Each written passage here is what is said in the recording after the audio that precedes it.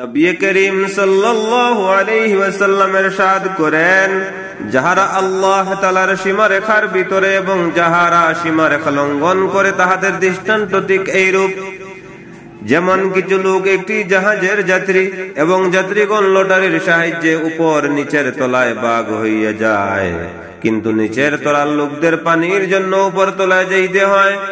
এখন তাহারা যদি মনে করে যে আমাদের বারংবার যাতায়াতের দরুন উপর তলাবাসীদের কষ্ট হয়, তাই আমরা জাহাজের নিচ দিয়া একটা ছিদ্র করিয়া লই, তবে উপরওয়ালাদের কষ্ট হইবে না। এমত অবস্থায় যদি উপর তলার লোকেরা আহমক দিগকে ছিদ্র করা হইতে বিরত না রাখে, তবে উভয় দলই ধ্বংস হইয়া যাইবে, আর যদি তাহারা বাধা প্রদান করে তবে উভয় দলই রক্ষা পাইবে।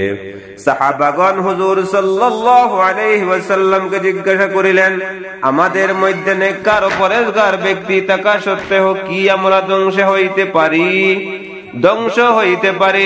হুজুর সাল্লাল্লাহু আলাইহি ওয়াসাল্লাম উত্তর করেন, হ্যাঁ, যখন পাপ কাজ চরমে পৌঁছিবে।